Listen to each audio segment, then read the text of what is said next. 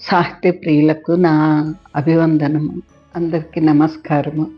మీకందరికీ మిహిరకుల్డు 2వ భాగమునకు స్వాగతం పలుకుతున్నాను.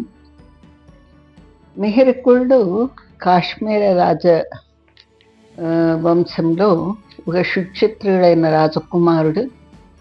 అతడు యువరాజు అయినాడు. ప్రస్తుతం ఈ కథాకాలం నాటికి కథ మొదలుపెట్టే టైంకు అతను కాశ్మీర్ దేశపు యువరాజు అయినాడు. పోయిన వారము ఆయన తన గురువుతో జరిపిన సంభాషణ గురించి తెలుసుకున్నాము. మిహిరకుల్డు చాలా దుడుకు స్వభావం కలవాడు అని కూడా తెలుసుకున్నాము. అతన్ని చూసి నిజానికి గురువే భయపడినాడు. తన ప్రాణంలో ఉండవేమో అనే సంశయంలో పడ్డాడు కూడా. తన గురువును ఎల్లుండి కలుసుకుందాము అని చెప్పాడు. గురువు కోసము మర్నాడు కలుసుకోవాలని నిర్ణయింపబడింది. సరే, ఇక మళ్ళీ ఆ 3వ రోజు గురువు కలుసుకున్నాడా లేదా చూద్దాం. తర్వాత ఏమైందో కథ 2వ అధ్యాయంలోకి మనం వెళ్ళిపోదాం. కథలోకి నేరుగా వెళ్ళిపోదాము. మొదలుపెట్టినా మరి ఇదిగోండి ఇలాగ. ఏనాడు యువరాజు యొక్క చదువునకు తుది దినమో ఆనాడు మిహిరకుల్ని తండ్రి అయిన వస్కుల్ని ప్రాయోపవేశపు మొదటి దినం. ఆయన ప్రాయోపవేశం చేసినాడని ఎవరికీ తెలియదు. ప్రాయోపవేశం అనగా గర్భాస్తరణం వేసుకొని భూషణాదులు తొలగించుకుని పరుందురేమో. ఈయన అలా చేయలేదు. రాజు మేల్కొన్న తర్వాత కాలకృత్యములు తీర్చుకొని మంచం మీద పరుండెను. రాజకృత్యములు చేయట్లేదు.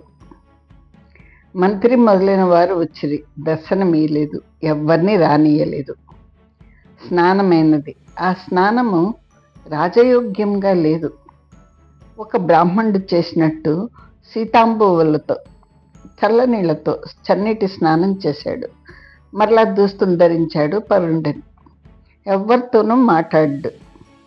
ఆయన ఉన్న సేనాగారంన ఇతరులకు ప్రవేశం లేదు. భోజన వేళ అయ్యింది. భోజనంకు లెమ్మని పిలుచుటకు ఎవరికి గుండెలు లేవు. కాలం గడుస్తోంది. అంతఃపురం అంతయు నిరాహారంగా ఉండెను. పొద్దు వాటారు వేళ్లకు ఎవరు నిలవలేరో వారు భోజనం చేసిరి. తక్కిన వారు అలాగే ఉన్నారు. గుర్రపుశాలలో పట్టపు గుర్రం కనిపించట్లేదు.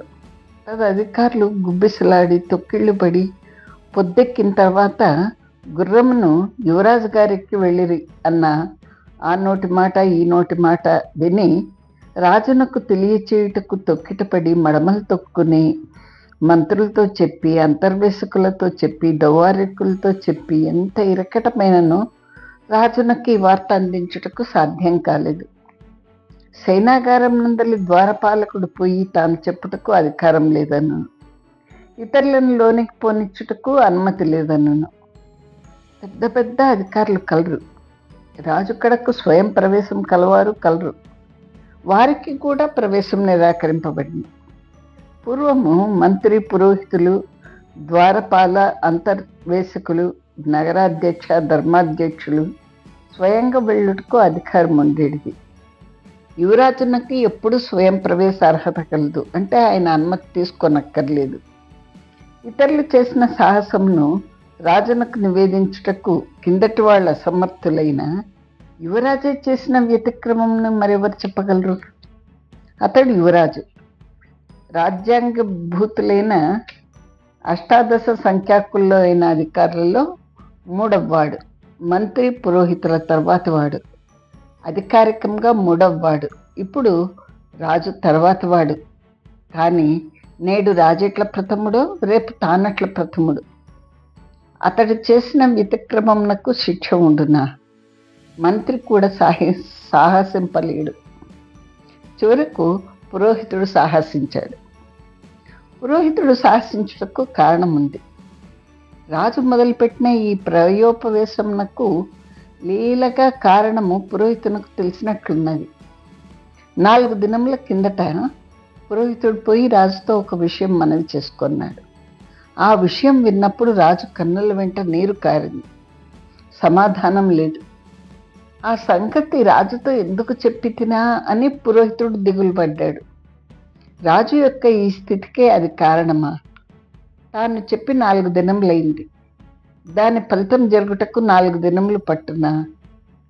అట్టి విషయములు రాజుతో చెప్పుటకు ఎన్నైనా కలవు, ఎందరిని కలరు. తత్పూర్వమే రాజు దానిని గురించి విననో ఏమో, చివరికి ఈ మాదిరి నిర్ణయించుకొనేమో. అదే హేతువైనచో తాను పురోహితుడు ఇప్పుడు పోయి రాజును దీనికి కారణం అడగటంలో సామంజస్యం లేదు. ఉరిసిన పుండుపై కారం చల్లినట్టు అగును. రాజులతోటి వ్యవహారములు పాములతోటి చెలగాటములు. దోషం నీది కాకపోయినను, దోషము నిశ్చయమైన దోషమైనను, అది అన్యకృతమైనను, ప్రథమ శ్రవణము వీని నుండి కలుగునో వానికి ఒక్కొక్కప్పుడు ఆపద కలగవచ్చు. వాడు వీడని నిశ్చయం లేదు. పొద్దెక్కిన కొలంది సర్వాధికారులు ఒకరి తర్వాత ఒకరుగా వచ్చి రాజు యొక్క సైనాగారం నంటి ఉన్న పెద్ద సావడిలో కుమిగూడారు. చిట్ట చివరకు వచ్చిన వాడు సేనాపతి. అటవీపాలుడు నగరం నందు లేడు. రాజు కాక మిగిలిన 17 అధికారులలో అటవీపాల సేనాపతులు వదిలిపెట్టబడగా తక్కిన 15 మంది సమావిష్టులేరు. చివరికి సేనాపతి వచ్చాడు. తక్కిన అందరూ తలలు పట్టుకొంచుండగా ఇతడు దూరం నందు కూర్చుండను. అతడు తమతో కలియడు అని వారికి తెలియను.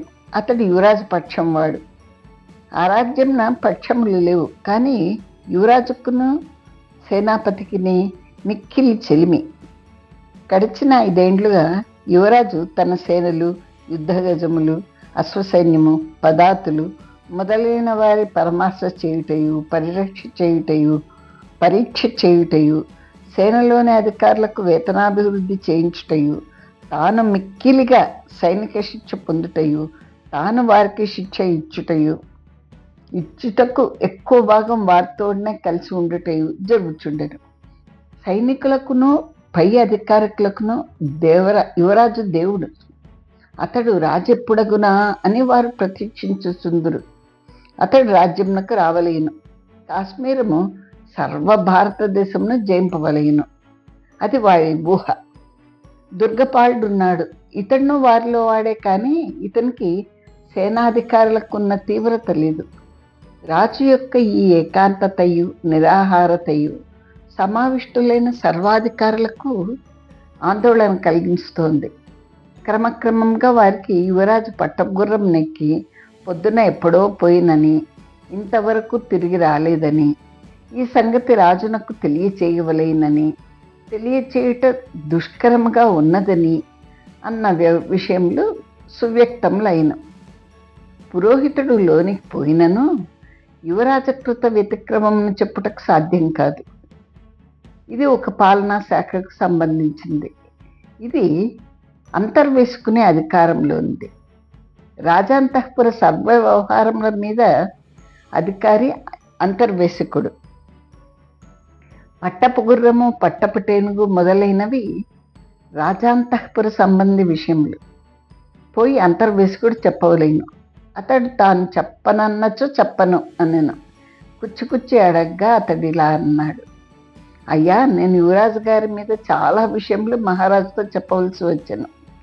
గడిచిన 3 నాళ్లుగా 5-6 విషయములు చెప్పవలసి వచ్చాను. నాకేమో చెప్పక తప్పదు. ఇది కూడా నా ధర్మమే అగును. కానీ నేను భయపడుచున్నాను. మహారాజు తాను ఈ భోజనం మానవేయట దీర్ఘీకరించినచో, అంటే పొడిగించినచో, తలపరాని కీడు సంఘటిల్లినచో నా స్థితి ఏమగునో నాకు తెలియకున్నది. నీకొక ధర్మం కలదు, అది నీవు ఆచరించక తప్పదు. ఆచరించో రాజునకో, యువరాజుకో, మంత్రికో, మరెవ్వరికో అది మనసునకు ఇష్టం లేనిదగును. కోపం వచ్చినప్పుడు వాని ధర్మం వాడు నిర్వర్తించినాడు అన్న సౌమనస్యం ఎంతమంది అధికారులకు ఉండును? నాకు మహారాజు ఎట్టివాడో, యువరాజును అట్టివారే. నాకిద్దరి నడుమ భేదం లేదు. కానీ తాత్కాలికంగా రాజు, యువరాజు ప్రకృతులలో ఒకడు. ఈయనను గురించిన ఒక మాట రాజుతో చెప్పవలసిన స్థితి తత్కాల శక్తి చేత సముపన్నమై ఉండును. ఇది నా భయము అన్నాడు. దానికి మంత్రి ఇలా అన్నాడు, నిజమే, మన ధర్మం మనది, ఈనాటి ధర్మం ఈనాడు ఆచరించక తప్పదు. భవిష్యత్తున అది దుఃఖదాయియో సుఖదాయియో తెలియదు. ధర్మంకు కూడా ఒక్కొక్కప్పుడు చెడ్డ దినములు వచ్చును, దానికి మనమా కర్తలము. పురోహితుడు వెళ్ళినను పట్టపుగుర్రం నీట్లు యువరాజు తీసుకుపోయినని చెప్పుటకు సమర్థుడు కాడు. అతడు చెప్పరాదు, నువ్వే చెప్పవలయు అన్నాడు. అప్పుడు సమకూడిన ఇతరులైన 14 మంది అధికారులు అంతర్వేశకునకు తప్పదు అన్రి. అతనికి ధైర్యాపాదిగా తామందరినూ వచ్చి సైనాగార ద్వారం నందు నిల్చుందమని చెప్పిరి. అంతర్వేశకునకు తప్పలేదు, అందరినూ పోయారు. సైనాగార ద్వారస్థుడైన అధికారి వీరెవ్వరినీ లోనికి పోనిచ్చటకు వీలు లేదన్నాడు. అందరూ ఎంత గుసగుసలుగా ఉన్నానో రాజునకి గుసగుసలు వినిపించను.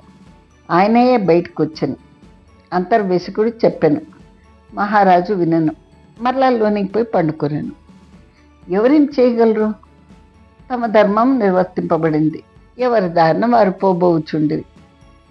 రాజు యొక్క నిరాహార హేతు మిగిలిపోయింది. ఎవ్వరూ అడుగుటకు సాహసింపలేదు. కొత్త నీరు వచ్చి పాత వాటిని తుడుచుకుని పోయిందన్నట్టు ప్రధాన ప్రశ్న అలాగే ఉంది. అందరూ వెళ్ళిపోయారు. అంతర్వేశకుడు పురోహితుడు మిగిలారు. ఆ రాజ్యంన ఒక అలవాటు కలదు. పురోహితుడును రాజప్రసాదం నందే ఒక మహాసౌధమున నివసించుచుండును. అతడు మధ్యాహ్నం మగు వరకు దేవతా పూజలను చేసి స్వామికి నైవేద్యం అర్పించి ఈ వార్త రాజసౌధమునకు అందించి తాను భోజనం చేయను. స్వామికి నైవేద్యం చేసిన అనంతరము అందలి అన్నమునకు ఉచ్ఛిష్టమని పేరు. పురోహితుడును రాజును తమ తమ గృహములందు ఇంచుమించుగా ఒకవేళకే భోజనం చేయుదురు. పురోహితునికి సంగతి తెలియదు. అతడు భోజనం చేశాను. రాజు భోజనం చేయలేదని అతనికి అప్పుడు తెలిసెను. అతడు మిక్కిలి ఖిన్నుడైనాడు. ఇప్పుడు అతడు మరియు ఖిన్నుడైనాడు. అతనికి తానేదో మహాపచారం చేసినట్టు అనిపించింది. 4 దినముల కింద తాను చెప్పినది నేడు ఈ పరిణామం.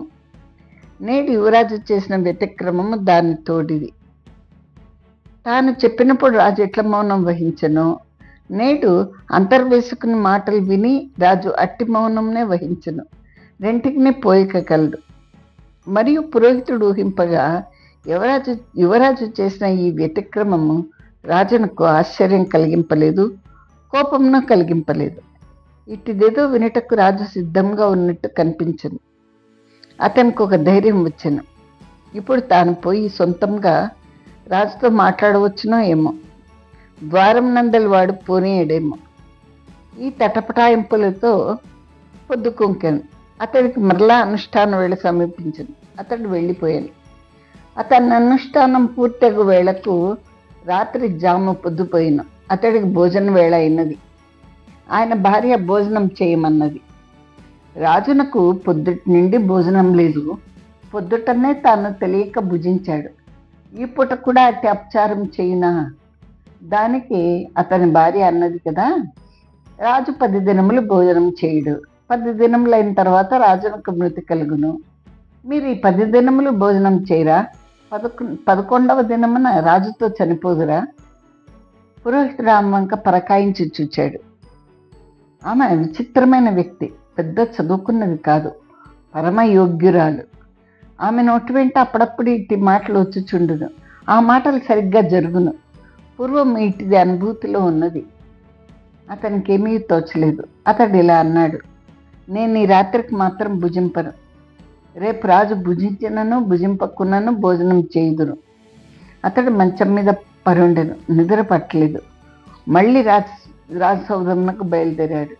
రాజసౌధం అంతయు శోభాహీనంగా ఉండను. ఎక్కువమంది భుజింపలేదు. భుజించిన వారు భుజించినట్టు పరులకు తెలియనేమో అని భయపడుచుండ్రు. రాజసౌధమున వంటలు చేసినట్లు లేదు. కొద్ది దినముల నుండి యువరాజు యొక్క భోజనశాల వేరు, మహారాజు భోజనశాల వేరు. అచ్చటి వంట వేరు, ఇచ్చటి వంట వేరు. యువరాజు సౌధము కలకల్లాడుచుండెను. అచ్చటి పరిచారికులు వికసిత ముఖారవిందులై విహరించుచుండవి. తక్కిన రాజప్రసాదమంతయు శోభారహితమై ఉండెను. దీపములు కూడా సరిగా వెలిగింపబడలేదు. పురోహితుడు నెమ్మది నెమ్మదిగా రాజసేనాగారం వరకు పోయిన ఆయన్ని చూచి ఎవరినూ కాదనలేదు. సేనాగార రక్షకుడైన పురుషుడు పగలెల్లా తిండి లేక కన్నులు బయటకొచ్చి అచ్చట నిల్చుండెను. పురోహితుడిని చూచెను. పురోహితుడు లోనికి పోవచ్చునా అని అడగకుండా అడిగినట్లు అనిపించింది. అతడు అంగీకరించినట్టు తోచెను. పురోహితుడు లోనికి పోయిను. రాత్రి 2 జాములు కావచ్చుచుండెను. రాజు పురోహితుని చూచి తాను లేచి కూర్చున్నాడు. పక్కనున్న ఆసనంపై పురోహితుని కూర్చుండమని సన్న చేశాడు. ఆయన కూర్చున్నాడు. కొంతసేపు ఇరువురును మాట్లాడలేదు. పురోహితుడిలా అన్నాడు, ప్రభు నన్ను క్షమింపవలేను, నాకు తెలియక పొద్దుట భోజనం చేసి తిని అని. దానికి రాజు అన్నాడు కదా, ఆర్య, మా వంశము చమత్కారమైంది. ఇది గోనంద వంశము. గోనందుడన్న పేరు గల రాజులు 3 మూడవ గోనందుడు లౌకికాబ్దమున 1894 ఏళ్ళు జరిగిన తర్వాత రాజ్యంలోకి వచ్చాడు. 3వ గోనందుడి నుండి నేను 11వ వాడను. నా తండ్రి పేరు హిరణ్యకులుడు, నా పేరు వస్కులుడు, నా కొడుకు పేరు మిహిరకులుడు. మా వంశంలో కులశబ్దము అంతమందు గల రాజులు మరెవ్వరినూ పుట్టరు. మేము 3 నా తండ్రియు, నేను, నా కొడుకు. నా తండ్రి హిరణ్యకులుడు 60 ఏండ్లు పాలించాడు. నేను 60 ఏండ్లు పాలించి తిని. మిహిరకులుడు 70 ఏండ్లు పాలించును. ఇది కార్తాంతికుల నిర్ణయం, మహర్షుల నిశ్చయం, కాలస్వరూపుడైన పరమేశ్వరుని సంకల్పం. లౌకికాబ్ద ఆరంభమందు నేను 59వ రాజును, మిహిరకులుడు 60వ వాడు. భారత యుద్ధం నాటి నుండి నేటి వరకు మేము 59 మంది రాజులము పాలించితిమి. మిహిరకులుడు 60వ వాడు. ఈ 60వ సంఖ్య విచిత్రమైంది. ప్రభవ మొదలు అక్షయ వరకు 60. ఈ లెక్క బరువై అనగా విస్తృతమై పునరానీయమానమై పరిగణనకు వైశాల్యం చాలక శక సంవత్సరములుగా జనులు జీవించుచుండిరి. ఇది యుధిష్ఠిరాబ్దం, లౌకికాబ్దం, సప్తర్షి కాలం. ఈ మన కాశ్మీర దేశమున మనము దీర్ఘ పరిగణనం సహింపక 100 ఏండ్లుగా లెక్క పెట్టుకొంచున్నాం. ఇది 72వ సంవత్సరం. సప్తర్షి మండలం 100 ఏండ్లుగా ఒక్కొక్క నక్షత్రంలో ఉండును. ఏ 100కా 100 వదిలిపెట్టి మనం కొత్తగా లెక్క పెట్టుకుందాం.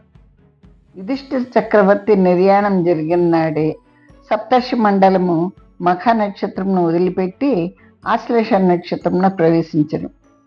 ఇప్పటికీ 2300 ఏండ్లు జరిగింది. తర్వాత ఇది 72వ సంవత్సరం. నా తండ్రియు నేనును, నా కొడుకు 3 ఒక విశిష్టమైన లక్షణం కలవారు. 3 కలిసి సుమారుగా 200 ఏండ్ల కాలం పాలింతుము.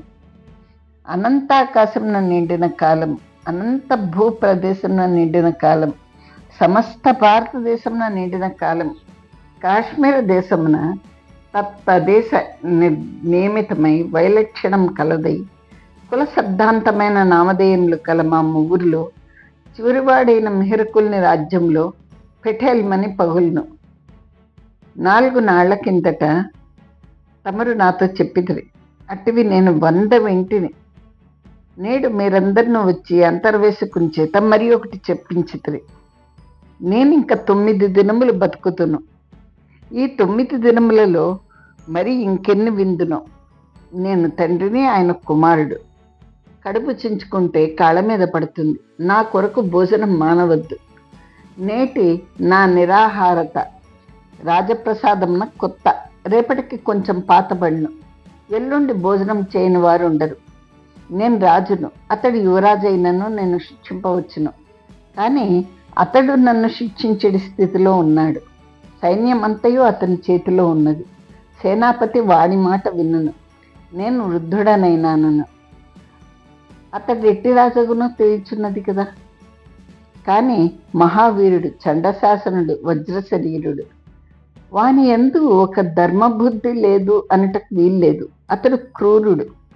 ధర్మమును క్రౌర్యంతో నిర్వర్తింపనక్కర్లేదు, దోషమును క్రౌర్యంతో శిక్షింపనక్కర్లేదు. పోయి పడుకుని నిద్రింపుడు. రాజు మరలా మాట్లాడలేదు. పురోహితుడు లేచి వెళ్ళిపోయాడు. రాజు మరలా తన మేను సజ్జ మీద జార్చెను. మరి కొంతసేపటికి రాజు ద్వారగత పురుషునితో ఇట్లన్నాడు, ఏమోయ్యే, నీ వేళ అయిపోలేదా? రాత్రి 2 జాములు కాలేదా? వాడు వచ్చినంతనే నువ్వు పొమ్ము. నా భోజనంతో నీకు అవసరం లేదు. పోయి సేవకుని ధర్మం ఎట్టిదనగా యజమాని చెప్పిన పని చేయుట మాత్రముతో పర్యవసించినది. రాజు నిద్రపోవాలనని సేవకుడు నిద్రపోకుండుట, రాజు తినలేదని సేవకుడు తినకుండా ఉండడం సేవకుని ధర్మంలోని భాగములు కావు. లోకంలోని జనులు కృతజ్ఞతాభరిత హృదయులై మితిమీరి సంచరిస్తారు. దాన్ని కొందరు పొగిడించో పొగుడుదురుగాక, నేను పొగడను. రాజు చనిపోయించో అశౌచము రాజభార్యలకు, రాజకుటుంబమునకు, సేవకులకు అశౌచం లేదు. ఒక రాజు పోయించో ఇంకొక రాజు వచ్చును. దేశం నందరి ప్రజలను అందరినీ అశౌచం అవలంబింపబడటం, దుఃఖమును పొందుడన్నట పరిపాలకుల అవివేకం, పరిపాలకుల అహంకారం. సాలెవాడు గుడ్డనేసిచ్చును, ఆ గుడ్డను ధరించిన వాడు సాలెవాడు చనిపోగా దుఃఖింపవలైన. రాజ్యపాలన ఒక బట్టను నేయట వంటిది. ఆ వస్త్రమును లోకం ధరించుచున్నది. ఆ వస్త్రం చినిగిపోవును, కొత్త వస్త్రం కొనును ధరించును. ఒక్కొక్కప్పుడు కొత్త బట్టయే కొర్రు పట్టును, ఒకడు దానిని కుట్టించుకునే ధరించును. ధనవంతుడైన వాడు, అహంకారైన వాడు, ఒడలి కండలు పెంచినవాడు తద్వస్త్రమును తిరస్కరించి మరి ఒక వస్త్రమును కొని కట్టుకొను. భోగము వ్యక్తి విషయంలో ఒక విధంగా ఉండును, ఒక దేశం యొక్క ప్రజా సంబంధమున ఇంకొక విధముగా ఉండును. వాడు వచ్చినాడు, నువ్వు పొమ్ము అనను. కొత్త దవ్వారికుడు వచ్చాడు. పాతవాడు వానితో లోనికి ఎవ్వరినీ పోనీయరాదు అన్న రాజాజ్ఞను చెప్పాడు. వాడు వెళ్ళిపోయాడు. వీడు నిల్చున్నాడు. యువరాజు వచ్చాడు. ఒకే నిమిషంలో జరిగిన తన ధర్మ స్వీకరణము, తద్ధర్మ భావన నిరూఢత మనస్సునకు కలగనంతటి వేళలో యువరాజు వచ్చాడు. యువరాజును కూడా కాదంటకు మనసు దిటువు చేసుకున్న వ్యవధి లేదు. వాణిని నిరాదరించినట్టు యువరాజు లోనికి వెళ్ళిపోయాడు. రాజు కళ్ళు మూసుకొని ఉన్నాడు. యువరాజు కాలి సవ్వడి వినిపించను. కాలి సవ్వడి వినిపించినట్లు తన గదిలో నడిచిడి వాడెవడు? పరిచారకుడు కాడు. అనుమానం ఎందుకు? మెహరకుళ్ళని తెలియతూనే ఉంది.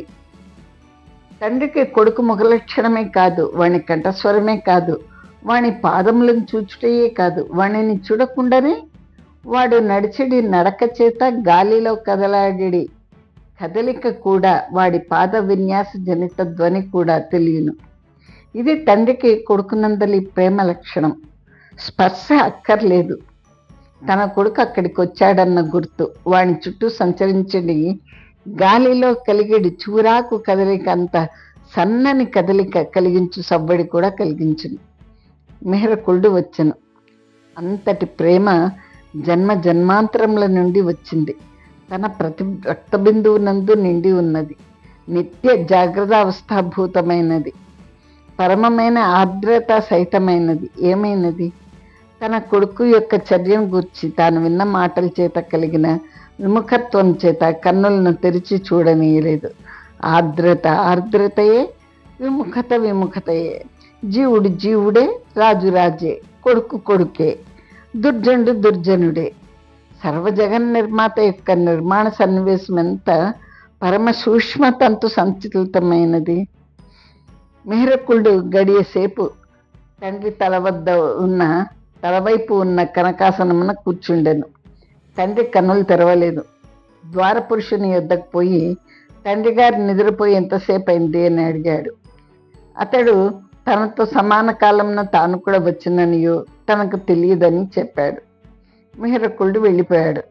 అతడు ద్వారపురుషునితో మాట్లాడుటలో తండ్రి ఆనాడు భోజనం చేయలేదని అతనికి తెలిసి ఉండును. కనుక దానికి సంబంధించిన కొంత కష్టం గోచరింపలేదు.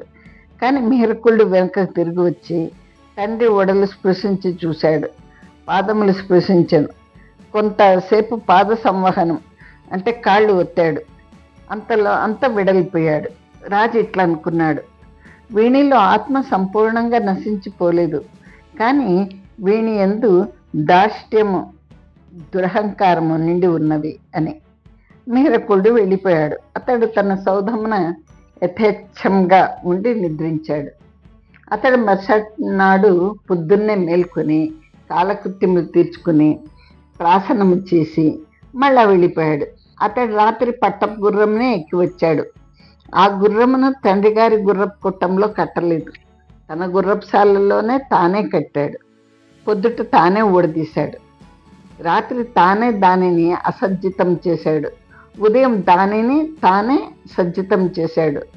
పగలెల్లా కొండల్లో, గుహల్లో, శిలాతలముల మీద యథేచ్ఛంగా దాన్ని తిప్పాడు. తనకెంత అలసట లేదు, దానికి అంత అలసట లేదు. కాశ్మీర కాంతారములు బహుఫల వృక్షభరితములు, అత్తులు, ద్రాక్షలు, గుత్తులు గుత్తులు. మీరకుడు తాను తినన్ని తినను, గుర్రం కూడా యథేచ్ఛగా భుజించెను. ఇరువురకు తిన్న కొలది జవసత్వంలో అధికమగుచుండెను. దుర్ఘటములైన లోయలు దాని చేత దూకించును. ఒక దీర్ఘమైన లోయను దూకుటకు గుర్రంను ప్రోత్సహించెను. ఆవలి తటమును చేరు లోపల అశ్వం అందులో పడి చనిపోవును, తాను ఒడ్డునకు లంఘించును అని. గుర్రం కూడా సురక్షితంగా లంఘించెను. మరలా తానేగి దాన్ని అధిరోహింప ప్రయత్నించును. ఆ అశ్వం కాదనదు, మిక్కిలి సాధువై అతన్ని అధిరోహింపనిచ్చును. అతడు నివ్వెరపై దాన్ని ఎక్కును, మళ్ళా తిరుగును. అతనికి ఒక ఊహ వచ్చును, తాను ఆరగించు ఫలములన్నిటినీ, కోమల పల్లవములను గుర్రము గ్రసించుచుండెను. తనతో పాటు దానికి శ్రమ లేకుండెను, తనతో పాటు దానికి సత్తువ వచ్చుచుండెను. ఇంకా దానిని భుజింపనీయరాదు. ఒక సన్నని తీగ తెచ్చి దాని మూతిని బిగించి కట్టాను. అది కట్టనిచ్చెను. కట్టుట పట్టు బిగించి కట్టెను. గుర్రం నక్కది బాధాజనకంగా ఉండి తీరవలేను. మరలా అధిరోహించను. మరలా ఎంతో దూరం దాన్ని తిప్పాడు. మరలా ఒక లోయను దూకించను. ఆ అశ్వం ఎన్నిటినైనా సహించుచుండెను. దానిని ఏం చేయవలేనో తెలియలేదు. నిన్న ఏ వేళకు గురువు నెచ్చట కలుసుకున్నో ఆ వేళకు అచ్చోటికి వచ్చాడు. గురువు కొరకు ప్రతీక్ష చేశాను. అతడు రాలేదు. గురువు తప్పకుండా వచ్చును అనుకున్నాను. గడిచిన రాత్రి పొద్దుపోయి 1000 దీనారములు గురువు ఇంటికి పంపించాడు. ఈనాటి సాయంకాలంన కృతజ్ఞతాభరిత హృదయుడై గురువు నిస్సందేహంగా ఇచ్చి కూర్చును అని అతడు అనుకున్నాను. రాలేదు. గురువు కృతజ్ఞుడు అనుకునవలేను. కృతజ్ఞతా గుణం అతని యందు లేదనుకునవలేను. గుర్రం వంక చూడగా దాని ముట్టియ నుండి నెత్తురు వచ్చుచుండెను. ముట్టియయు ఉబ్బి ఉండెను. కుటిలైన గురువు, కుటిలుడైన యజమాని ఇద్దరూ ఒకటియే. విద్యార్థిని ప్రశ్నలు వేసి తప్పించి వాడు తప్పెడి వరకు ప్రశ్నలు వేసి వేసి కుటిలుడైన గురువు వాణిని అప్పుడు శిక్షించును. సాధువై క్షమావంతుడై వినయవంతుడైన సేవకుని శిక్షింపనించిన యజమానుడు దుర్ఘటములైన పనులు వానికి చెప్పి వాడు సర్వకార్యములు చేసినను చివరకు వాడు చేయలేని ఒక కార్యమును చూపించి వాడిని తొలగించును. ఈ గుర్రము ముట్టె ఉబ్బి ఉండెను, నెత్తురు కార్చుండెను. అది తాను పడుచున్న బాధను వ్యక్తం చేయట్లేదు, తల నాడించుట కూడా లేదు. మళ్ళా తాను ఎక్కబోగా అది వారించలేదు, కదలలేదు. దీన్ని నేను చేయవలేను. గురువు రాలేదన్న కోపం గుర్రం నందు దోషమయ్యను. గురువు వచ్చించో అతన్ని ఏం చేయను? ఆ ప్రశ్న అతడు తన్నే వేసుకున్నాను. మరికొన్ని విషయంలో ఆయన నుండి తెలుసుకునవలేను. 3వ ప్రశ్న వేయవలేను. అతడు సమాధానం చెప్పలేంచు, తానే చెప్పవలేను. గురువు కంటే తానే పండితుడని చూపింపవలేను. ఇంతే అతడు అనుకునింది. తాను అంతకంటే అధికంగా అనుకోలేదని అతడు తనకు తాను చెప్పుకున్నాడు. గురువు కంటే తాను అధికుడు. తన ఆధిక్యంను గురువు సాగనీయలేదు. గుర్రంన కంటే తాను అధికుడు. గుర్రము సాగనిచ్చుటలేదు. ఒకచోట దిగి గుర్రం నున్న తీగను సడలింపనించెను. అటు ఇటు ఉబ్బిన దాని ప్రోతము సన్నగా ముడివేసిన చోట కనిపించనీయలేదు. ఖడ్గంతో కోసించో దాని ముట్ట నరకబడిను. మాట్లాడకుండా మరలా ఇంటికి పోయి పట్టపు గుర్రంను తండ్రి కొట్టంలో కట్టివేసి తానేమీ ఎరగనట్లు ఉండించో ఏమగును. ఈ కట్టు వారు మాత్రం ఎట్లా తొలగింతురు? వైద్యులుందురు, వారికి నేర్పుండును. సన్నని చిరు కత్తితో ఈ బిగించిన తీగను కొయ్యుదురు. తన ఖడ్గం ఆ పని చేయలేదు. మళ్ళీ పొద్దు కుంకనారంభించింది. ఎర్రని వింత చీకట్లు వచ్చాయి. గుర్రమే ఎర్రంది, దాని ముట్టె మరీ ఎర్రబడింది. ఆ ఎర్రని సంజ చీకట్లలో గుర్రపు ముట్టె వాచినట్టు లేదు, ఎర్రబడినట్టు లేదు. తాను పొద్దుపోయి కానీ ఇంటికి పోరాదు. అంతవరకు గుర్రం బతికి ఉంటున్నా, దానికి కన్నులు కనిపించునా? కనిపించంచో దారి తెలియదు. తనని ఎట్లా తీసుకుని పోను? జంతువులకు కన్నులు కనిపించక్కర్లేదు. గుడ్డితనం ఉన్నను పరిచితం లేని ప్రదేశంలో జనులు విహరింతురు. జంతువులను సంచరింపగలవు. గురువు రాలేదు, ఆలస్యంగా వచ్చినాడేమో చూతమని మళ్ళా గుర్రం ఎక్కి అచ్చటికి పోయాను. అచ్చటనున్న కొండవాగు పైన ఎచ్చట వానలు కురిసినవో ఏమో. ఇంతలో ఉబికి వచ్చాను. దాటదగినట్టు లేదు. గుర్రంను దూకించెను. అది వెనకాడలేదు. కొండవాగుల వేగము ఝుఝుమారుతం వలె ఉండెను. ప్రవహించినవి నీళ్లైనను రాళ్లు దొరిలించినట్లుండును. గుర్రం కొట్టుకొని పోచున్నవి. కానీ 20 గజములు కొట్టుకొని పోచుండును. అంతలో గజము తటం వైపున చేర్చుండును. చివరికి దన్ను తటం ఒడ్డు చేరారు. తాము ఒడ్డు చేరిన స్థలము గురువు ప్రతీక్షించవలసిన స్థలమునకు చాలా దూరం ఉంది. గుర్రము తడిసిపోయింది. తాను తడిముద్ద అయ్యాడు. గుర్రము నడుము మీద జీను సన్నని పట్టుపరుపులతో నిర్మింపబడిన. అది తడిసి ఇప్పుడు రెట్టింపు బరువైంది. తాను ధరించిన అంగి తనకే బరువుగా ఉంది. చలిదేశములలో సన్నని దూదిలోన ఇమిడించి అంగీలు కుట్టుదురు. మిహరకుల్ని అంగి తడిసి 4 రెట్లు బరువైంది. గుర్రము మాట్లాడకుండా పోతోంది. ఇది యుద్ధాశ్వము. యుద్ధంలో దానికి ఇనుప కవచం వేయుదురు. ఇనుప కవచం తొడుక్కున్న రాజు దానిని అధిరోహించును. గదయు ఖడ్గములను ధనుస్సును రాజు మోయిచుండు. ఈ బరువునంతయు అది మోయగలదు. అందుచేత ఇది దానికి లెక్కలేకుండెను. గుర్రంను పరిగెత్తించెను. అది పరిగెత్తుచుండెను. తనకు ముందున్నది కనిపించట్లేదు, దానికి కనిపిస్తూ ఉంది. చీకట్లో మానవులకు కన్నులు కనిపింపవు, జంతువులకు కనిపించును. వరదలై వచ్చిన ఆ వాగును దాటుటలో చాలా కాలం పోయిను. జాము పొద్దుపోయిను. అచ్చట గురువు లేడు. వచ్చి వెళ్ళిపోయాడు ఏమో. వచ్చిన తర్వాత ఎలా వెళ్ళిపోతాడు? అసలు రాలేదేమో. రాకుండుటకు వెనుదీయని వాడు వచ్చి వెడలిపోవుటకు ఎందుకు సంశయించును? ఇవి 2 పరిస్థితులు. మొదటిది రాకుండుటకి సాహసించుట, అది రాజాజ్ఞా ధిక్కారము. రెండవది వచ్చి కొంతసేపు వెళ్ళిపోవుట, ఇదియూ రాజాజ్ఞా ధిక్కారమే. మొదటి ధిక్కారం జరిగించో రెండవది జరగదు, రెండవది జరిగించో మొదటిది జరిగినట్టు కాదు. 2 ధిక్కారములు ఎవడును చేయలేడు. ఇప్పుడు గురువు 2 ధిక్కారములు చేసినట్టు మిహిరకుడు భావించాడు. ఇది 2 దోషములగట వలన ప్రయోజనమేమి? కోపం ఇబ్బడి ఒకటే ప్రయోజనం. కోపం ఇబ్బడి అయినచో శిక్షాధికమగును. ఇటు ఆజ్ఞాధికారం పట్టపు గుర్రం చేయలేదు. తొలుత కొంత చేసింది, అది తెలియక చేయుట. తొలుత తెలియకపోవటం ఏమిటి? జంతు లక్షణం. జంతు లక్షణం సహించరాంది. ఒక పాపం చేయవచ్చును, దానికి నిష్కృతి చేసుకొనవచ్చును. గుర్రం నిష్కృతి చేసింది. ఆ నిష్కృతి చాలదా? చాలదు.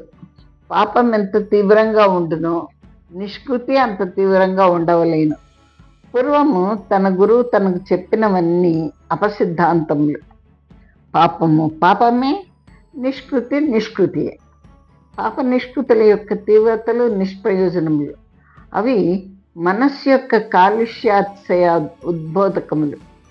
పురుషుడు స్త్రీ సంగమం చేయును. సంగమించుట, గర్భధారణము, శిశు ప్రసవము మొయ్యడలా ఒక్కటియే. కానీ సంగమ వేళ తీవ్రతయు తీక్ష్ణత్వమును కలిగిన సంతానం నందు ప్రతిబింబింపవు. అది వారి కామోద్రేక లక్షణం మాత్రమే. గురువు చెప్పిన ఈ మాట తనకు నచ్చలేదు. గురువు అన్నాడు కదా, వాడి కామోద్రేకం వలన వాడు కన్న సంతానం నుండి కూడా తీవ్రత ఉండునని. అట్టిచో నిష్కృతి ఎందలి తీవ్రత, పాపక్రియాచరణం నందలి తీవ్రతను నిస్సందేహంగా పరిహరింపవలేను. అశ్వం నందు 3 దోషములు సంక్రాంతములై ఉన్నవి. తొలుత తన్ను అధిరోహింపనీయని దోషం, తక్కిన రెండును గురువు చేసినవి. అతడు వచ్చించో దోషం లేదు, వచ్చించో తన సంశయ విచ్ఛేదం చేయని దోషములు అధికములు సంప్రాప్తించి ఉండేవి. అవి అన్నీ కట్టకట్టుకుని వచ్చి గుర్రం నెత్తిన కూర్చున్నవి. అంటే అత్త మీద కోపం దుత్త మీద చూపినట్టు గురువు మీద కోపం ఇతను గుర్రం మీద చూపిస్తున్నాడు. గడిచిన రాత్రి తండ్రి మేల్కొనియే ఉండెను. తనతో మాట్లాడుటకు ఇష్టం లేక కన్నులు మూసుకొని ఉండెను. పట్టాస్వంను తానెక్కి వచ్చుతున్నని ఎవరో నిస్సందేహంగా తండ్రికి చెప్పి ఉందరు. అతడు తనను అడగలేదేమి? ఆయన అడగలేదు సరికదా. రాజు యొక్క సాహిని తన ఇంటికి వచ్చి గుర్రం కొరకెదురు చూడవలేను. వాడు రాలేదేమి? ఈ గుర్రంను వాడు పట్టించుకోలేదు. మేరకులకు తాను మహాప్రాధములను కొన్నిటిని మూటగట్టిన ఒక పోవు మీద కూర్చున్నట్టుండేది. చీకట్లు బాగా అలుముకున్నవి. ఇక రాజసౌధంకు తిరిగిపోదామనుకున్నాడు. గుర్రం మీద పోటయా నడిచిపోటయా? చీకట్లో తాను పోగలడా? తనకచ్చటి మార్గంలన్నీ పరిచితంలే. గుర్రం మీద వెళ్ళించో మళ్ళా రేపు గుర్రం మీద రావచ్చును. నిన్న తాను గురువుతో నేడు కలుసుకోమన్నా రేపు కలుసుకోమన్నా? నిన్న ఎల్లుండి అని చెప్పాను, నేడని తానే పొరపాటు పడిను కనుక రేపు రావలేను. గుర్రం నందు అపరాధముల బరువు తగ్గింది. ఎల్లుండి అని చెప్పిన మాత్రమేమి నేడెందుకు రారాదు అన్న ఊహ వచ్చాను, కానీ దృఢంగా లేదు. ఇంటికి తిరిగిపోయాను. గుర్రంను తానే కట్టివేశాను. ఈనాడు జీవుని తీయలేదు. చీకట్లో ముట్టె వంక చూడలేదు. రేపటికి గుర్రము బతికి ఉండదో అన్న ఊహ రాలేదు. తాను పోయి స్నానాధికములు చేసి భోజనం ఆచరించి మళ్ళా తండ్రి వద్దకు పోయాడు. మహారాజు సౌధము అంధకార బంధురమై ఉండను. దీపములు వెలిగింపలేదేమి అన్న యువరాజు కేక వెంట ఒత్తి తగ్గించి పెట్టబడిన 10 దీపములు ఒత్తులు ఎగసన్న దోయబడి అతనికి మార్గదర్శులయ్యను. తండ్రి గదిలోకి పోయాడు. అచ్చట మంత్రి ఉన్నాడు, పురోహితుడు ఉన్నాడు, అంతర్వేశకుడు ఉన్నాడు. కళ్ళు మూసుకొని ఉన్న తండ్రి మంచం మీద పరుండి ఉన్నాడు. రాజప్రభృతుల ఔన్నత్యాదులను బట్టి యువరాజు 3వ వాడు, ప్రథముడు మంత్రి, ద్వితీయుడు పురోహితుడు, అంతర్వేశకుడు 6వ వాడు. అతడు లేచి నిలబడ్డాడు. మంత్రి పురోహితులు లేవలేదు. మంత్రి యొక్క అంకములు నతములయ్యను, శరీరం ఉత్థానాభిముఖమై ఉన్నట్టుండెను. పురోహితుని యందు ఆ లక్షణం కనిపించలేదు. ఒక పీట రత్న స్థగితమైంది అచ్చట యువరాజు కొరకు ఉండెను. యువరాజు నిల్చుండట చూచి ఒక 2 నిమిషముల తర్వాత మంత్రి ఒక వ్యాజ్యంను కల్పించి లేచి నిలుచుండెను. పురోహితుడు అవనత శిరస్కుడై అలాగే కూర్చుని ఉండెను. రాజా కొంతసేపటికి కన్నులు తెరిచాను. కుమారుని వంక చూచాను. మళ్ళా కన్నులు తిప్పుకొనెను. ఎవ్వరినూ మాట్లాడలేదు. రాత్రి సరిగ్గా 2 జాములైంది. హజారున్న గంటలు వినిపించాయి. మరలా యువరాజు పోయి తండ్రి పాదములను స్పృశించెను. నిన్న వెచ్చగా ఉన్నవి, నేడు చల్లగా ఉన్నవి. తండ్రి వంక చూచాడు. ఆయన కన్నులు తెరవలేదు. యువరాజు వెళ్ళిపోయాడు. 3 అధికారులను క్రమంగా వెళ్ళిపోయారు. మిహిరకులుడు మర్నాటి పొద్దున కాలకృత్యములు నిర్వర్తించి తన అధికారిని పిలిచి గురువు ఇంటికి మళ్ళా 1000 దీనారములు పంపి గుర్రపుసాల్లోకి వెళ్ళాడు. గుర్రము మేత మేయిచుండెను. ముట్టెకు గట్టు లేదు, వాపు లేదు. తాను దగ్గరికి పోగా అశ్వము సంతోష సూచకంగా సకిలించెను. రాత్రి అంతయు ససజ్జితమై ఉన్న గుర్రము వడలినట్టు లేదు. ఇతడు గుర్రం మీద ఎక్కెను. నిన్న ఇతరులు చూడకుండా గుర్రంను కొండల మీదకి తీసుకుని పోయాడు. నేడు నిర్భయంగా పోయాడు. అందరికీ పట్టపు గుర్రం తెలియను. కరుణాకరణిగా ఈ వ్యతిక్రమం విన్నవారు ఒకరిద్దరు కలరు. అందరూ నివ్వరపోయిరి. పోయిన నివ్వర గుండెల్లో ఆగిపోయింది. ముఖంలో కనిపించేదేమో. పార్శ్వంలో కృత్తిగిల్లి వంచిన తలలుగా నిల్చుండటి చేత కనిపించలేదు. గుర్రం దాటిపోగా అందరినూ నిలిచి వెనక నిండి చూచిన వారే. రాజు యొక్క ప్రాయోపవేశం రాజగృహంలో అందరికీ తెలియను. యోనికి వానికి కారణం తెలిసినట్టే ఉండెను. మాటి మాటికి ప్రాణములు గుప్పిళ్లలోనికి వచ్చుచుండెను, కానీ వెనక్కు పోవుచుండెను. మరలా సరిగ్గా నిన్నటి నడకయే. కాంతారణ్యగిరి ఝరీ ప్రదేశముల మిహిరకులుడును గుర్రమును నడిచిరి. ఒక్కటే భేదం, నేడు గుర్రమునకు మూతి కట్టు లేదు. ఆ వేళకు మిహిరకులుడు మళ్ళా ఆ చోటికి, గురువు ఏ చోటికి రావాలేనో ఆ చోటికి వచ్చాడు. గురువు లేడు, ప్రతీక్షించాడు. గురువు రాకపోవటకు చేయవలసిన ఆలోచన అంతా నిన్ననే చేశాడు. నేడు ఏమీ మిగల్లేదు. నిన్న 1000 దినారములు పంపాడు, నేడు 1000 దినారములు పంపాడు. రానిచో గురువునందరి దోషము 4 రెట్లగును. అచట నిశ్చయమైంది. గుర్రం యొక్క ముట్టెకట్టు తానెట్లు ఊడినది? ఆ వాగు నిన్నటి వల్లనే ప్రవహించుచుండెను. రాత్రి ఉన్నంత వేగం లేదు, తగ్గిన వేగము మిక్కిలి తక్కువ. నిన్న ఏ తీగతో దాని ముట్టెను బిగించానో ఆ తీగను వెదకి తెచ్చి మళ్ళా దాని ముట్టెను బిగించాను. గుర్రం నెక్కి వాగులో దిగవేశాను. అవతలి ఒడ్డు చేరు వేళకు సంపూర్ణంగా వెలుతురుపోయింది.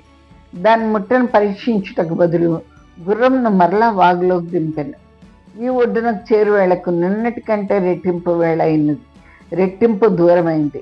మళ్ళా గురువు రావాల్సిన చోటికి పోలేనా? అతడు వచ్చించో మరలా రేపు తాను వచ్చే వరకు అతడు అచ్చట ఉండవలేను. గుర్రం రాజసౌధంకు మరలించాడు. తన కొట్టంలో దాన్ని కట్టివేశాడు. స్నానం చేశాడు, భోంచేశాడు. తండ్రి వద్దకు వెళ్ళాడు. అచ్చట ఎవ్వరూ లేరు. వెనకటి దినమున దీపములు వెలిగించిన వారు యువరాజు కొరకు ప్రతీక్షించుచు వచ్చుచుండెనని దీపములు వెలిగించిరి. తండ్రి కనులు మూసుకునే ఉండెను. ద్వారపాలకుడు ప్రవేశార్హత లేదని చెప్పబోయి చెప్పలేదు. మెహరకుల్డు తండ్రి పాదములు తాకి వెళ్ళిపోయాడు. అతనికి అప్పుడు జ్ఞప్తికొచ్చాను. గుర్రపు ముట్టె యొక్క తీగ కట్టు చరి తరణ వేళ సడలిపోయిందా అన్న సంశయంతో తాను దానికి మరలా కట్టి నిర్ధీకరణం చేశాను. ఇప్పుడు దాని ముట్టెకు కట్టు ఉన్నదా? యువరాజు వెంట సేవకులు దివిటీలు తెచ్చిరి. గుర్రం నోటికి కట్టు లేదు. ప్రవాహ వేగం నాకు కట్టు సడలినా? ఆ జలంలో ఆ తీగను ఛేదించు గుణం ఉన్నదా? గుర్రం మీద జీన్ తీయించను, పోయి నిద్రించను.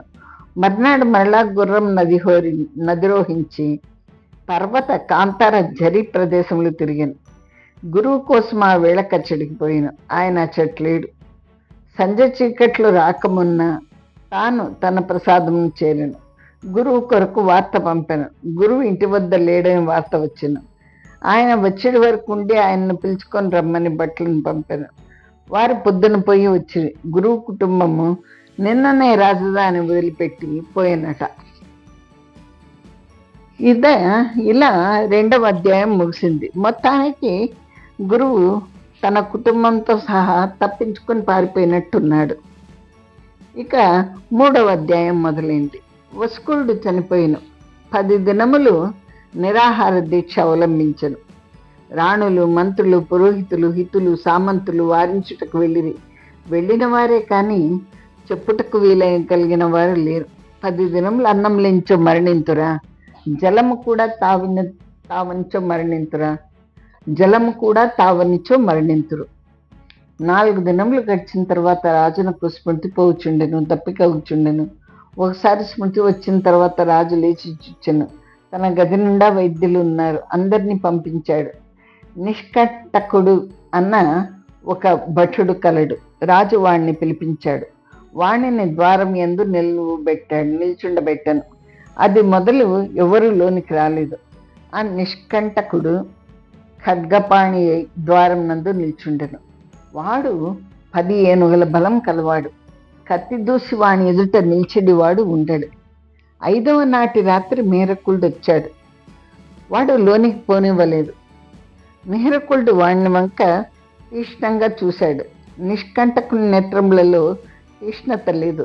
రాజాజ్ఞ పరిపాలనా గుణము కరిగించిపోసిన ఒక శిలా విగ్రహం వలె నిల్చున్నాడు. ఆ విగ్రహము కదలినట్లు అగుపట్టలేదు, కానీ సజీవం. ఆ విగ్రహంను పడదోసి రాతిని ముక్కలు ముక్కలుగా కొట్టవలేను, కానీ ఆ మూర్తిలో ఉన్న రాజాజ్ఞ పరిపాలనా లక్షణములను చేర్చుటకు వీల్లేదు. తత్పూర్వము మెహరకుల్డు నిష్కంటకుని ఎరుగును. వాణ్ణి ఒక సేవకుడుగా ఎరుగును. వాని బలమును ఎరగడు. ఒక్కొక్క రాజునకు ఒక్కొక్క రహస్య సేవకుడు ఉండును. రాజు తన స్వరక్ష వాణి చేత చేయించుకొంచుండును. వస్కులకు వీడువాడు. మెహరకుల్డు వాణ్ణి బెదిరించాడు. కత్తి దూశాడు. వాడు కదలలేదు. వాణిని తన కత్తితో నరుకుటకు 10 ప్రయత్నములు చేశాడు. 10 విఫలములైనాయి. మెహరకుల్ని కత్తి చివరకు 10 ముక్కలైంది. మెహరకుల్డు మండిపోతున్నాడు. రాజు యొక్క సేనాగారం ముందు ఇది జరగరాని వ్యతిక్రమం.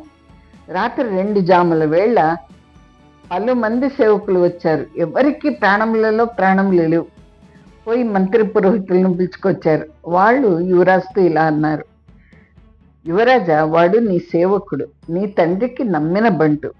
వాడు మహాగజబలుడు. వాడు నీ తండ్రిని ఇప్పుడు ఎలా సేవిస్తున్నాడో రేపు నిన్నట్లా సేవిస్తాడు. ఇది మహారాజు గారి ఆజ్ఞ. వారి ఆజ్ఞను మేము పాలించుచున్నాము. నువ్వును పాలించవలేను. మీ హక్కులకు ఇంతకంటే ఎక్కువ కోపం వచ్చుటకు వీలు లేదు అన్నంత కోపం వచ్చింది. అతడు తిరిగిపోయాడు. అతడు ఇలా అనుకుంటున్నాడు: నా చేతిలోంది ఖడ్గమైన విల్లైతే ఎంత బాగుండు. ఖడ్గము విరిగిపోవును, దాన్ని సమీపం నందుండి గాని ప్రయోగింపరాదు. వీడి సేవకుడు నన్ను ఎదిరించునా? నా తండ్రి వద్దకు నేను పోవటకు వీలు లేదా అనుకొచ్చి ఇంటికి పోయాడు. యువరాజు వెంట 10 మంది వెళ్ళిరి. ఆయనతో 10 మంది 10 విధములు చెప్పిరి. వాటి తాత్పర్యము రాజు యొక్క ప్రాయోపవేశమునకు యువరాజే కారణమని, పూర్వం యువరాజు చేసిన కొన్ని పనులు రాజుతో వీళ్ళు వాళ్ళు చెప్పారని, ప్రధానంగా చెప్పినవాడు పురోహితుడని, వీరందరూ యువరాజు యొక్క ప్రసాదమును సంపాదింపవలను అని అనుకున్నవాళ్ళు. రాజు బలహీనుడైతే, రాజు అవ్వేకైతే, రాజు స్తోత్ర ప్రియుడైతే రాజును తమ వల్ల వేసుకోవాలని పలుమంది ప్రయత్నిస్తారు. ఈ 10 మంది ఆ ప్రయత్నం చేశారు. ఈ 10 మందిని మిహిరకుడు గుర్తుపెట్టుకున్నాడు.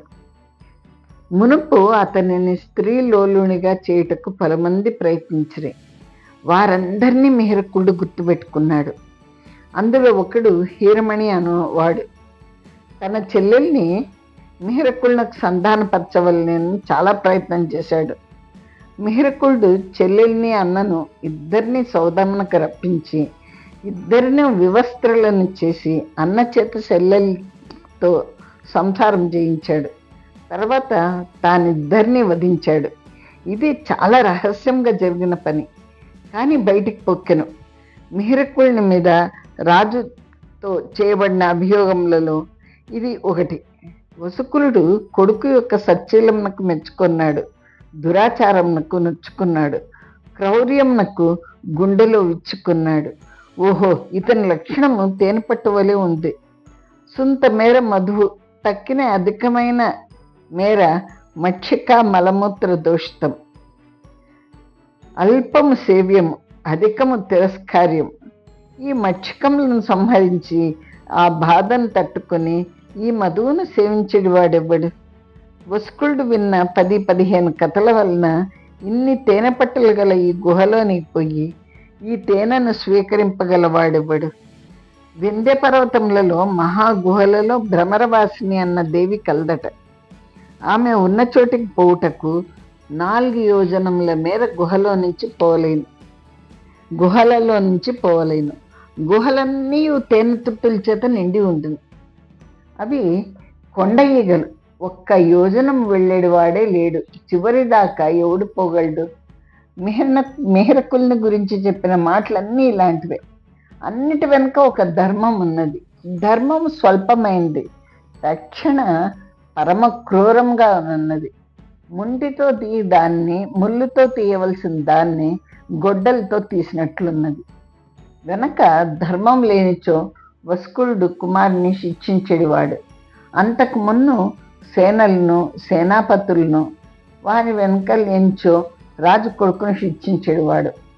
మరియు మిహిరకుడు తన యందు భక్తి కలవాడు. వాడు తలచించో తండ్రి అయిన తనను 10 విధములుగా సంహరించి ఉండవచ్చు, రాజ్యము కైవసం చేసుకొని ఉండవచ్చు. ఒక్క పురోహితుడు చెప్పిన విషయంలోనే మిహిరకుల్ని దుష్కార్యం వెనక ఉన్న ధర్మము సంశయగ్రస్తంగా ఉన్నది. ధరాపతి అయిన వసుకులుడు 10 నెలలు పరితపించను. చివరకు ప్రాయోపవేశం చేసింది. అభియోగములు చేసిన ఎవ్వరికి రాజు యొక్క పరితాపం తెలియదు. సేనాపతులకు, సైనికులకే తప్ప వాని బలపరాక్రమములు తెలియవు. వాని ధనుర్విద్యా పాండిత్యం తెలియదు. రాజు కొడుకును చింపలేడనియు, పుత్రవాత్సల్యం తెగ కోసుకొనలేడనియు, రాజు ధృతరాష్ట్రుని వంటి వాడనియు మాత్రమే చెప్పుకొని చొచ్చిరి. వసుకులుడు సర్వంకషంగా 10 నెలలు విచారించి తాను ప్రాయోపవేశం చేశాడు. మిహిరకులుడు జన్మలో నిద్ర లేకపోవట ఎరగడు.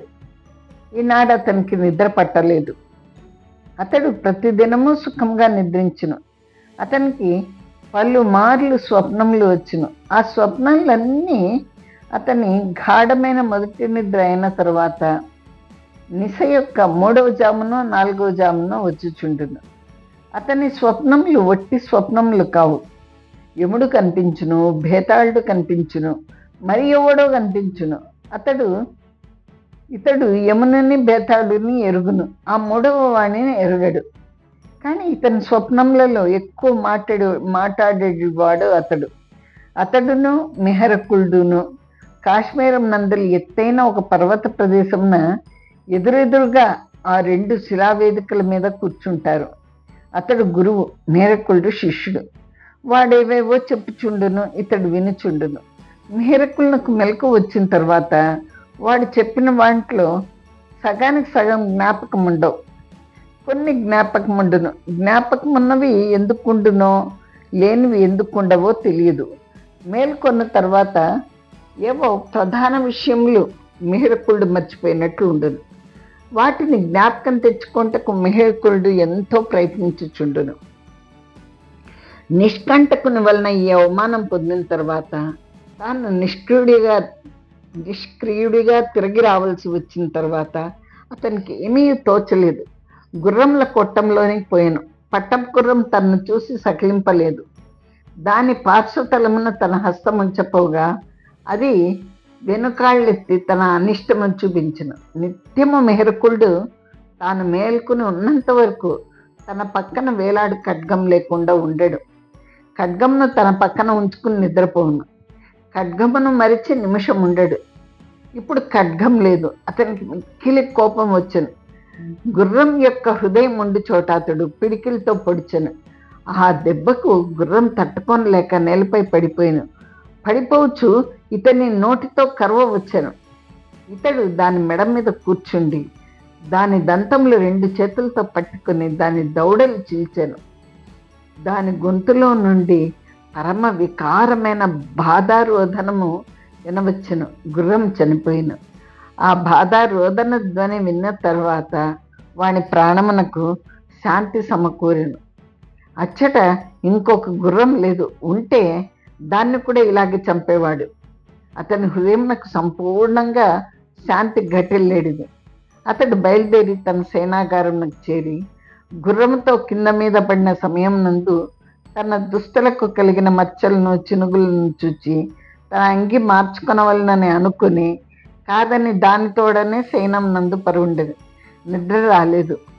గుర్రంతోడి పెనకోలో దాని చోట నురుసు, దాని మేని చెమటయు ఒక వికారపు వాసన కలిగించి ఆ వాసన వాణిని వదలలేదు. వేటుగా ఉండెను. స్నానం చేయవలెను, చేయుటకు ఇష్టం లేదు. అట్లే పడుకొనెను. నిద్ర రాలేదు. నిద్ర రాకుండా స్వప్నములు వచ్చుచుండెను. స్వప్నావస్థ నిద్రావస్థ కంటే భిన్న అయ్యు నిద్రావస్థలోనే ఒక భాగమగును. స్వప్నావస్థకు స్వాతంత్రం లేదు. ఇప్పుడది స్వతంత్రం వలె వాణి యందు ప్రవర్తింపనారంభించెను. పూర్వలిప్త జాగ్రత్తావస్థ, మరిలిప్త స్వప్నావస్థ. ఇది సంభవముగా కనిపించుచుండెను. పూర్వలిప్త స్వప్నావస్థ, మరిలిప్త జాగ్రత్తావస్థగా ఉండవచ్చును. స్వప్నం నుండి సుషుప్తావస్థ లేకుండానే మనుజులు మరిలిప్త జాగ్రత్తావస్థలోనికి వస్తారు. జాగ్రత్త స్వప్నావస్థలు ప్రారంభ దశ యందు సుషుప్త వ్యవస్థ అంతరికములు కాకుండా లోకంలో ఉండదు. అప్పుడప్పుడు మేల్కొనియే ఉన్నాడు. ఇంతలో ఒక కల వచ్చింది. కల అనుటకు వీల్లేదు. అది కూడా జాగ్రత్తావస్థ అంతర్భూతమైన విషయమే అని మనుజులు చెప్పుట కలదు. ఇటుదెప్పుడో 100కి 1 జరుగును. ఆ జరిగినది వీలుగా ఉండును. పరమ స్వల్పమైన కాలంలో జరుగును. ఇప్పుడు మిహిరకులకు అట్టు జరగలేదు. తానును తన గురువైన వాడును పర్వతాగ్రభాగమున నియమిత శిలాతలంలో ఎందుకు కూర్చున్నారు. అతడు ఇలా అన్నాడు: నువ్వు ఇంకా 6 జనములకు రాజు అవుతావు. ఈ లోపుగా నిన్ను నువ్వు నియమించుకొనవలేను, అంటే కంట్రోల్ చేసుకోవాలి. 6 రోజులు కాదు, 7 రోజులు.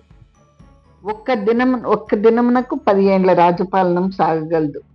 నీవు 70 ఏండ్లు రాజ్యం చేయదు. నీవు ఈ 7 దినములు నియమం అవలంబించనిచో నీ రాజ్యకాలం తరిగిపోను. నువ్వు అందరు రాజుల వంటి వాడవు కావు, కొన్ని మహాకార్యములు చేయుటకు జన్మించిన వాడవు అనగా మీరకులుడు ఆ కార్యం లేటివి అని ప్రశ్నించాడు. అతడు ఇలా అన్నాడు: రాముడు లంకను జయించాడు, రావణుని సంహరించాడు. ఇది మహాకార్యమేనా? అర్జునుడు 11 అక్షౌహిణుల కురు సైన్యములను విదిలించాను. ఇది మహాకార్యమేనా? పలుమంది రాజులు 1000 కొలది ఏండ్లు పరిపాలించారు, ధర్మం నిలబెట్టారు. వారి తర్వాత ఆ ధర్మం ఏమైనది? అది ప్రవహించినంత మేర పండించినది, ప్రవహింపని మేర ఏమైనది? అగ్ని ప్రజ్వలించినంత మేర మండించింది, తక్కిన మేర ఏమైనది? మహాకార్యమనగా విస్తృతమైన కార్యము. కింద ఒక చిన్న రాయి ఉంది, దాన్ని ఎవడైనా ఎత్తగలడు. 20 మంది అయినా కలిపి ఎత్తలేని ఒక దానిని బలవంతుడు ఒక్కడెత్తును, అది మహాకార్యం. సామాన్యమైన బలవంతుడు తనను ఎదిరించిన ఒక 2 దూరంగా తోలును. ఒకడిని 1000 మంది ఎదిరిస్తారు, 1000 మందిని కత్తిపోని సంహరించో అది మహాకార్యం. దిక్కాల వస్తు పరిణామముల మీద వ్యాపించిన కార్యము మహాకార్యం. ఒక రాజు 10,000 సైన్యంతో శత్రువు యొక్క 1,00,000 సైన్యంను నిర్మూలించను, ఇది మహాకార్యం. దీనికి మెహరకులుడు అన్నాడు: ఈ కార్యములు చేస్తే ఏమి, చేయకపోతే ఏమి అని. ఆ పురుషుడు ఇలా అన్నాడు: ఒక కార్యము జరిగిన ఏమి, జరగకపోయినా ఏమి? రాముడు రావణుని సంహరింపలేదు, రామాయణమే లేదు. అర్జునుడు కౌరవ సైన్యంను ఉరుమాడలేదు, భారతం లేదు. రామాయణం భారతములు లేనిచో వచ్చిన నష్టమేమి? ఇవి లేని జాతులు ఉన్నాయి, వారి యందు ఇట్టి కథలు కొన్ని ఉండవచ్చు. ఈ కథలు ఎందుకున్నవి? వాని వలన తర్వాత జనులకు ఉత్సాహాధికములు కలగవలన. ఈ కథలు పుట్టక పూర్వము ప్రజలకు ఉత్సాహాధికములు ఎలా కలిగాయి? అప్పుడు ఏవియో ఉన్నవందువా? ఒక్కొక్కప్పుడు ఒక్కొక్క ధర్మం ఉండును. ఆ ధర్మ పరిరక్ష చేసిన వాడు మహాపురుషుడు అనిపించుకొను.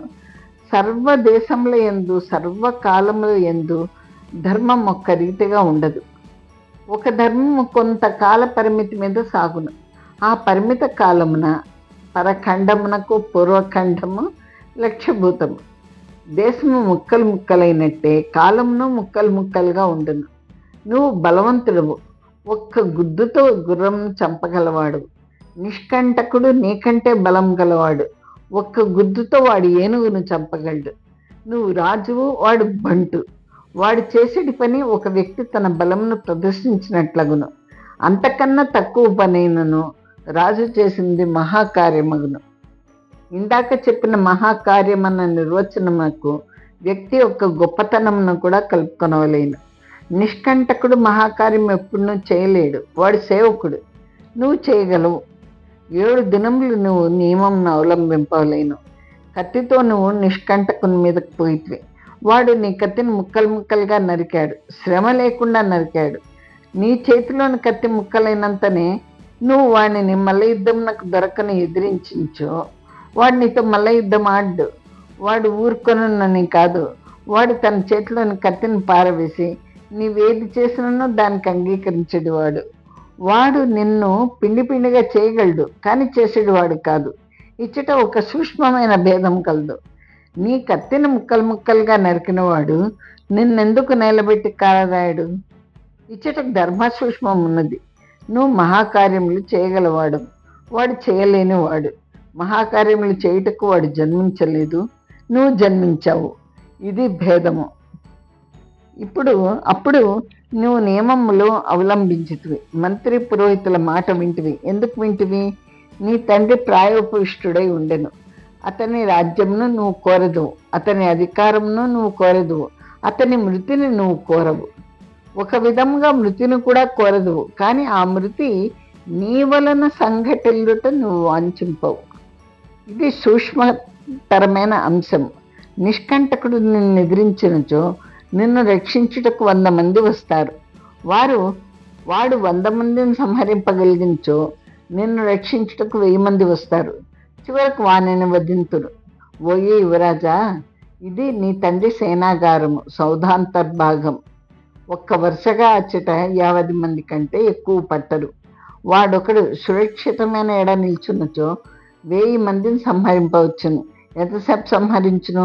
100 ఏండ్ల అట్టే నిలుచుండి యుద్ధం చేయనా వాడికినే బలము తరిగిపోవును. శ్రీకృష్ణుడు నిర్యాణం పొందిన తర్వాత అర్జునుడు కృష్ణుని అంతఃపుర స్త్రీలను 1000 మందిని తన వెంట తీసుకుని వచ్చుచుండగా బోయలు వాడిని ఎదిరించింది. అతడు నిస్సహాయుడయ్యను. గాండిబొమ్మ ధనుసు కాలేదు, ఒట్టి కాష్టమయ్యను. అంతటి వాని శౌర్యమునకు ధనుర్విద్యకు అవసానం కలిగెను. అతని ధనుర్విద్యాశక్తి ఉడిగిపోయెను. ఒక ప్రవాహము కొంతమేర తీవ్రంగా ప్రవహించును, తర్వాత వేగం తగ్గును. ఒక చోట చెరువున కంటే కనా కష్టమగును. ఒక్కటే వేగంతో దేశ కాలములను దాటి ఏది ఉండును? ఏది ఉండదు. ఉండుటకు వీలున్నచో శ్రీరామచంద్రుడు ఎందుకు చనిపోవలేను? మానవ సృష్టి ఉన్నంతకాలం ఆయనే రాజుగా ఎందుకు ఉండకూడదు? అప్పుడు అధర్మం ఉండదు కదా. ఇలా ఎంతైనా చెప్పవచ్చు. నువ్వు వారం దినములు నియమవంతుడు కమ్ము.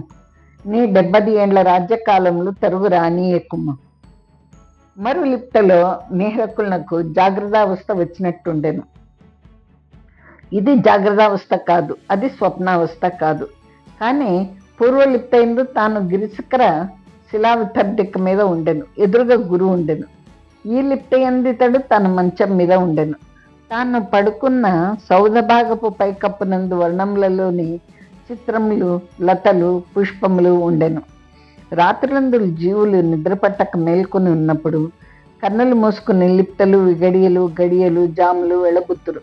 నిద్ర కోసం ప్రయత్నిస్తారు, అది రాదు. ఇంట్లో అందరూ నిద్రపోతున్నారు, తాము మంచం మీద నుంచి లేచిపోరు. ఎక్కడికి పోవలేను? పెరడు, వీధి, పురము నిర్జీవములుగా ఉండదు. పగలు సంచరింతురు అన్నచో తమ పనుల మీద తాము సంచరింతురు, కానీ వీధులు ఎందు సంచరించు జనములను చూచుటకు పోరు కదా. తమ పనుల మీద తమరు పోతారు, కానీ వీధుల నిండా జనం కనిపింపలేను. లెంచో వారికి తోచదు. నిర్జన ప్రదేశంలో మనుషుని యొక్క సంచారంలో ఏదియో లోపించినట్టుండును, ఒక అడవిలో తిరిగినట్టుండును. మనుషుడు మనుషుల నడుమ తిరుగుటకు అలవాటు పడినవాడు. వాణి సభ్య వ్యవహారములు మనుషులతోనే జరుగును. వీడొక ప్రాణము, ఇతర ప్రాణములతోటి కలయికలేంచో ఈ ప్రాణము జీవించి ఉన్నట్టు అనిపించదు. నిష్కంటకుని వధించనుచో తక్కిన ప్రాణులు చాలామంది ఉన్నారు కనుక సరిపోవును. తాను నిష్కంటకుడు ఇద్దరే ఉన్నారు. నిష్కంటకుని తాను వధించును, తాను బతికి ఉండి చచ్చినట్టే. ఒకడిని వధించుటలో ఉన్న సుఖము వధింపబడిన 1000 మంది ఉన్నప్పుడు ఉన్నది. మిహిరకుల్ని ఊహ తెల్లవారులు సాగింది. తెల్లవారింది. కాలకృత్యములు తీర్చుకొన్నాడు, స్నానం చేశాడు. అతనికి మనసులో ఒక కొత్త ఊహ ఏర్పడింది. స్వప్నగత పురుషుని గురువు అని అతడు పూర్వం అనుకోలేదు. ఇప్పుడు ఆ ఊహ కలిగింది. గురువులు ఇద్దరైనారు, స్వప్న గురువు, జాగ్రత్త గురువు. ఇద్దరి నామధేయములు తనకు తెలియవు. జాగ్రత్త గురువు మీద పగ మాత్రం మిగిలింది. అతడు రాలేదు. రాజధాని వదిలిపెట్టి వెళ్ళిపోయాడు. ఎచ్చటికి పోయాడు? రెండవసారి పంపించిన 1000 దీనారములు ఏమైనవి? ఆ అధికారిని పిలిపించాడు. ఇతడు వెళ్ళినప్పుడు గురువు యొక్క పెద్ద కొడుకు వాకిట్లో ఉన్నాడు. ఈ ధనము వాడి చేతికిచ్చాడు. మిహిరకుళ్ళు ఇలా భావించాడు. గురువు ఆ వెనకటి దినమున పారిపోయాడు. అతని కుటుంబం మర్నాటి వరకు రాజధాని అందే ఉంది. గురువు భార్యయు, 3 కొడుకులు, 1 కుమార్తె. వీరు పారిపోట గురువు ఒంటరిగా పోయినంత తేలిక కాదు. వీరిని పట్టుకొనవచ్చు. మిహిరకుల్ని ఆజ్ఞ వలన రాజభటులు జాగ్రత్త గురు కుటుంబంను ఎదుకచొచ్చి తల్లి, 3 కొడుకులు, కూతురు కలిసిపోయిన జాడ సులభంగా తీయవచ్చు. కానీ సాధ్యం కాలేదు. 7 దినములు గడిచెను. గురువు కుటుంబం కనిపింపలేదు. నిష్కంటకుడు బతికే ఉన్నాడు. మొదటిది ఆశ్చర్యమా, రెండవది ఆశ్చర్యమా? 10వ నాడు తండ్రి చనిపోయాడు. తండ్రి యొక్క కర్మ మిహిరకుల్డే చేయవలేను. కర్మ కూడా పూర్తి అయ్యను. అధికారులందరూ మిహిరకుల్ని పట్టాభిషిక్తుని చేసిరి. మిహిరకుల్డు అవివాహితుడు. వివాహమైన తర్వాత కానీ రాజ్య స్వీకార యోగ్యత లేదని కొందరు బ్రాహ్మణులంది. కాశ్మీర రాజ్యంలో బ్రాహ్మణుల బలం ఎక్కువ. వారి బలం ఎక్కువ అని తెలియటకు ఇది మొదటిసారి. తర్వాత తర్వాత బ్రాహ్మణుల బలము మిక్కిలి విజృంభించింది. అది వరకు లేనిది మిహిరకుల్ని పట్టాభిషేక సమయంన ప్రారంభించింది. మిహిరకుడు లౌకికాబ్దంన 372 సంవత్సరం వాడు. లౌకికాబ్దంన 3500 సంవత్సరములు గడిచిన నాటికి కాశ్మీర రాజ్యంలో బ్రాహ్మణుల బలం ఎక్కువైంది. బలం ఎక్కువగుట అనగా కొన్ని పట్టణం నుండి బ్రాహ్మణులు కలిసి రాజసౌధం ముందుకు వచ్చి నిరాహార దీక్ష అవలంబించుడివారు. వారు వేల మంది బ్రాహ్మణుల మృత్యువు వలని భీతి చేత రాజులు వారికి లొంగడివారు. రాజశత్రువులు బ్రాహ్మణులకు లంచం పెట్టి ఈ పని చేయించుటయు తర్వాత కాశ్మీర రాజ్య చరిత్రమున కలదు. 10-1500 ఏండ్ల తర్వాత విజృంభింపబో ఈ భయము మిహిరకుల్ని పట్టాభిషేక సమయమున పడుచూపెను. సరే, ఈనాటికి ఇక్కడితో నేను ఈ కథ చెప్పడము ఆపివేస్తున్నానండి. మళ్ళా పట్టాభిషేకము ఎలా జరిగింది, అతడు అవివాహితుడు కనుక పట్టాభిషేకమునకు అతడు సమర్థుడు కాడు అని బ్రాహ్మణులు చెప్తున్నారు. కానీ మిహిరకుడు అందుకు అంగీకరిస్తాడా? మిహిరకుడికి ఇంకా 2 పనులు ఉన్నాయి. ఒకటి, ఆ నిష్కంటకుడు తనను నిద్రించాడు కదా, అతన్ని చంపాలి. తర్వాత తన వీరత్వాన్ని ప్రదర్శించుటకు దేశంనంతా జయించాలి అనే ఒక ఆలోచన అతనికి ఉంది. మరి అతని వివాహం ఎలా జరిగింది? అతని వివాహం కాకుండా రాజుగా మనలేడా? ఏం జరిగింది అంటే మిహిరకుడు 3వ భాగం మళ్ళీ వినాల్సిందే. సరేనా? సో మళ్ళా మిమ్మల్ని అందరినీ మిహిరకుడు 3వ భాగంతో కలుస్తాను. మరి మీకు ఈ నా కథనం నచ్చితే లైక్ చేయండి, ఫ్రెండ్స్తో షేర్ చేసుకోండి, తర్వాత సబ్స్క్రిప్షన్స్ పెంచండి, సబ్స్క్రైబ్ చేయండి, నన్ను ప్రోత్సహించండి. ఈ కథనం రాను రాను మరింత అద్భుతంగా ఉండబోతోంది. మీరు చూశారు కదా, మొదటిసారిగా మిహిరకుడి క్రౌర్యం ఎలా ఉంటుందో ఆ గుర్రంను చంపడంలోనే తెలిసిపోతుంది అతని క్రౌర్యం. ఇంకా ఇంకా అతని క్రూరత్వం తెలిపే సంఘటనలు రాబోతున్నాయి. సరే, మీరు వినండి, విని ఆనందించండి నా కథనంను, నన్ను ప్రోత్సహించండి.